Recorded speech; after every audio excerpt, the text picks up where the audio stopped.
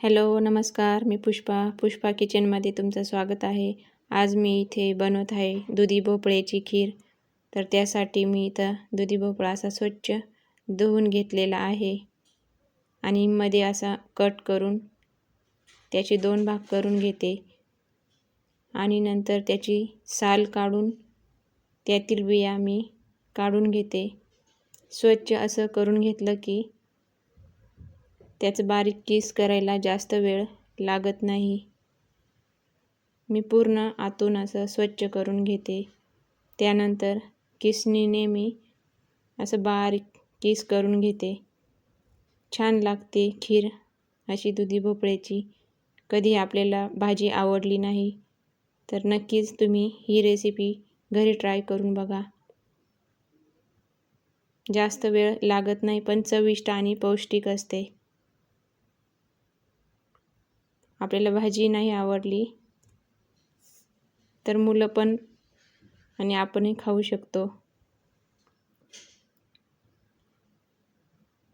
मी जेवढं कापलेलं होतं अर्धा तेवढ्याचा किस बनवून घेतला। आता नॉनस्टिक पॅन ठेवते, त्यामध्ये 1.5 चम्मच तूप टाकून गरम होईपर्यंत ठेवते। व्यवस्थित तूप गरम होऊ द्यायचं।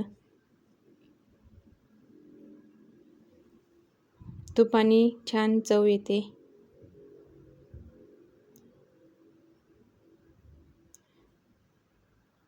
आणि मी जो किस बनवून ठेवलेला होता दुधी भोपळ्याचा तो मी पॅनमध्ये असं मोकळं करून घेते।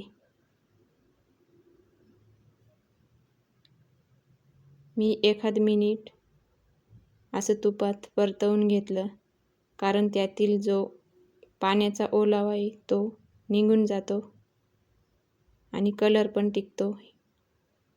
थोडा वेळ मी झाकण ठेवून घेते।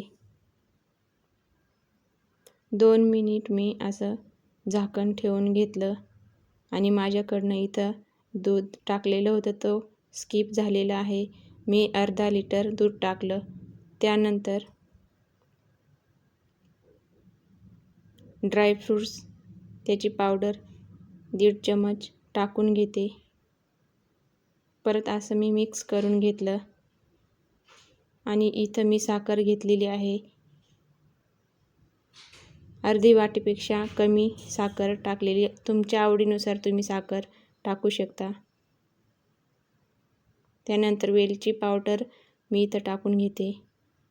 छान सुगंध येतो वेलची पावडरचा।